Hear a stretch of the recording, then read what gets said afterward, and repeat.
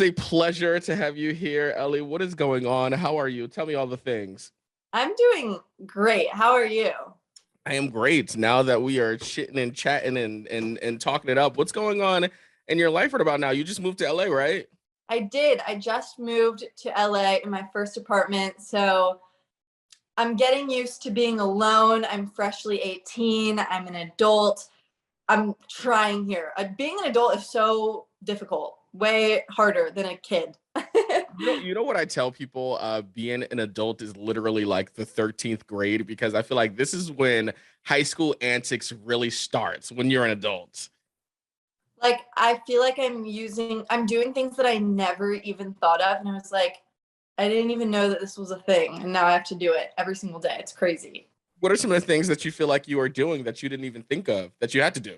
It's more of things that like I get excited about. Like when my apartment is spotless, I'm like, wow, life is made. Or like when I got a Roomba and I'm like, this is the best invention ever. I just like put on my little Roomba and it just goes around. Or like having clean dishes. It's things that I never thought would excite me and now are, and it's kind of scary. Or going to like IKEA and Home Goods and actually getting excited about decorating your house?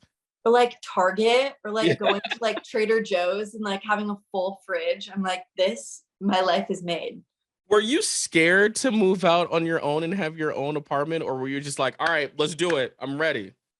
Um, yes, I was scared because I'm so close with my family that I'm like, I'm losing, not losing, but now I'm away from like my four built-in best friends because I have two brothers and my parents.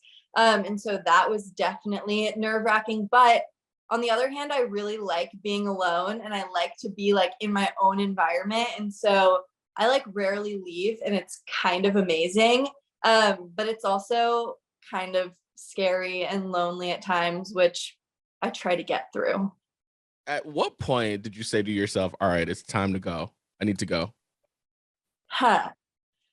For me, oh, that's a very interesting question. And I feel like I'm surprised I didn't move sooner just because I've been doing social media as my full-time job for 2 years now. And I just recently moved here. But I think it was like I moved out pretty much the same week that I turned 18 and also started filming a brat show called Crown Lake. And so I kind of thought that like this is a good time, good character development. I also felt like what I do every day and with social media, it's very much of a private thing where like I would rarely leave my house. And I feel like with filming, it's really nice to be alone. So it was kind of just time. It was like you're 18, you're graduating high school, it's time to get out. Absolutely. It's different because I feel like for me, it was them walking into my bedroom and not knocking. And I was like, okay, it is time to go. You know what I'm saying? Yes, I know what you're saying. Like, it is time to go. I need to get up out of here because they're definitely not respecting my space and privacy and things like that. Uh, okay, fair enough. That is true. And I didn't have a lock on my room either back at home. So it is very nice now. So you mentioned that TikTok is your full-time job right now, right? Social media. Yes. How is that? Did you ever set out to be like, okay, I want this to be my full-time job? No, not at all. And I think that, I mean, it was very interesting how it started because I started social media and posting consistently like 2 weeks into quarantine. And so it just like rolled out to that being my full-time job. And so I'm still a full-time high school student as well. But I was always interested in the entertainment industry and filming, and I always wanted to be a movie trailer editor growing up and go to film school. And so I was always very interested in it, but it was never like a career path that I thought I would be able to do, if that makes sense. That's interesting how you wanted to be, you said a movie um editor, Trailer editor. Isn't trailer that so editor. crazy? Because it's like taking a long movie and then making it into like short form content, technically, which is now what I do every day with like short form content, obviously on TikTok. So I kind of manifested that, I feel Oh, like. absolutely. And right now, what you're doing is you are editing your own like movie trailers and whatnot. And I feel like when you are doing that for a big, a big screening, it's literally taking the bits and pieces and the meat and potatoes from the big movie and squeezing them down into like 30 seconds or a minute or whatever. But you're doing it for Right. yourself.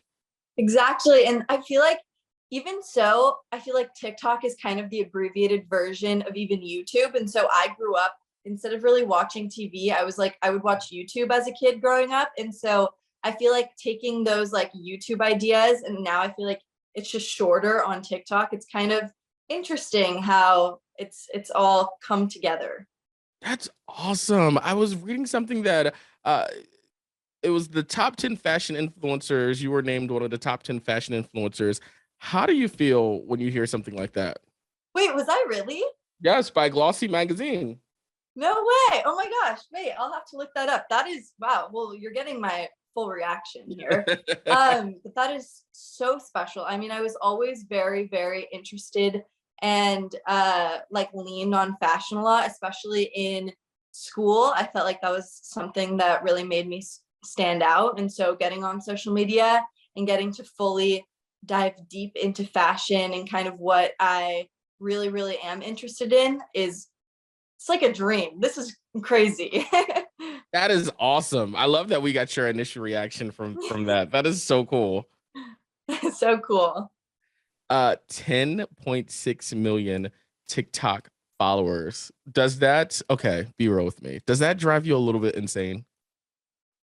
That scares me. When you say that number, it scares me so much. And I feel like when someone says that number or when I think about it too hard, it's like I can't think about it too hard, or I can't think about all of that number, or else I'll get scared and I like won't want to post. So I have to think about like one person, like that one person that I'm like trying to reach through my videos, whether that be me who's like a broken high schooler in school, just like scared all the time and things like that. And so yeah, it freaks me out. But I try not to think about it too hard. Oh, absolutely. Because it will definitely like think about how many people, 10.6 million people. You know what I'm saying? Like that's bigger than some like what TV shows are getting ratings for. What do you think is the most scariest part about that?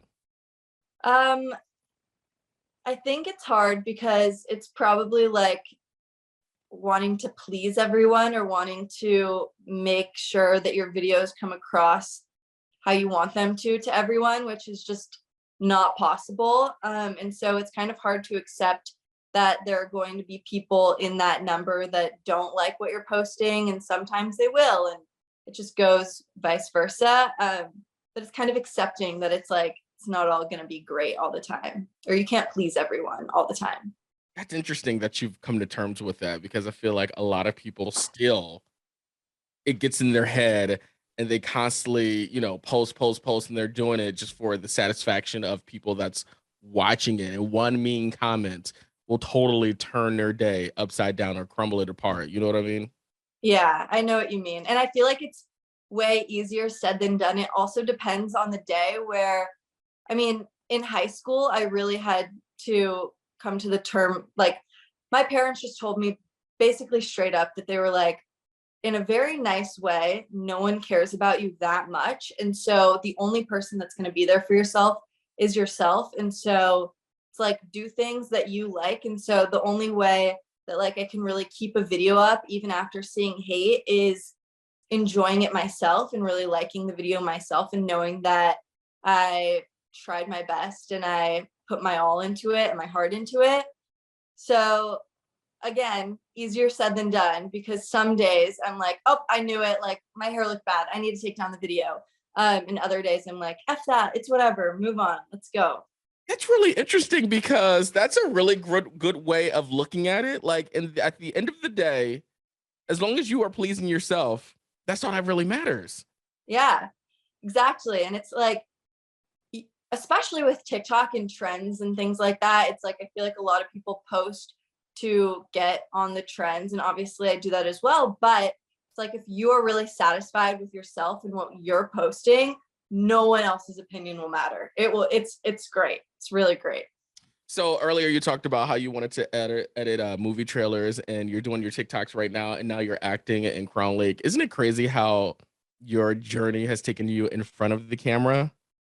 It's so amazing. I know. Someone asked me that the other day where they were like, would you rather be in front or behind? And it's crazy because a couple of years ago, I was like behind all the way. I was my school's like film director for our Mhm. news program. And so I always liked being behind the camera. And now I have like this newfound excitement for being in front of it and showing who I am. And so I like both. What do you think changed? What do you mean? What do you think changed your outlook instead of being behind the scenes to be in front of the camera? Hmm. I don't necessarily think if it was my outlook. I think that like I never really tried being in front of the camera. Actually, that's a lie. I did try being in front of the camera and I was in school. And so when I was in high school, I would try filming and posting YouTube videos of myself. And the people's comments from my school really got in the way of that. And so I would instantly take it down and felt like it was easier to be behind the camera instead of in the front where it's kind of like you're in the front of it and everyone can judge you. And so I think that maybe my outlook and my mentality has changed just coming to terms with myself in the past couple of years and really being satisfied with myself. Again, kind of what we were talking about in the last question with just knowing who you are. It's a newfound, probably you probably weren't comfortable with it yet. Yeah, exactly. And I feel like it's even harder. I don't know. I feel like some people might disagree, but when someone that you know, I feel like when someone that you know judges you and someone that you don't know, it's much harder, at least in my opinion. And so, with like being in school and having people make fun of me for it, that was very hard versus being in quarantine and like not necessarily having people that I know make fun of me for it. Mhm. And so I feel like that's kind of how I got through all of it. You know what's interesting? Moral of the story is, and somebody told me this, being in front of the camera or just doing anything, public speaking or just being out there, you have to Uh-huh. be comfortable in your own skin. Yes. You really So, do. so, so true. That's the takeaway. Yes, you have to be comfortable with the way how you look, even though like you may not think that it's a good hair day or a bad hair day. What you just have to be comfortable with who you are. This is how I look. Take it or leave it. Exactly. This is good. This is a good TED talk. I got you. I Let got us you. know, what are you working on next? Well, I am, as we just talked about, getting into acting. And so I got to have my debut acting role in Crown Lake. I played Ari in Crown Lake. So go watch it. But I want to get more into acting and continuing TikTok, working with my favorite brands. I'm getting to go on a trip this summer with Lancome, which I'm an ambassador for. And so I'm so excited for that. So just continuing on. Well, listen, much success. Thank you so much for jumping on Zoom and chatting with us. It was a dope conversation, and you know, we will definitely see you on a big screen, I'm sure. I would love that. Thank you so much. You were great. It was a pleasure. Thank you. Bye.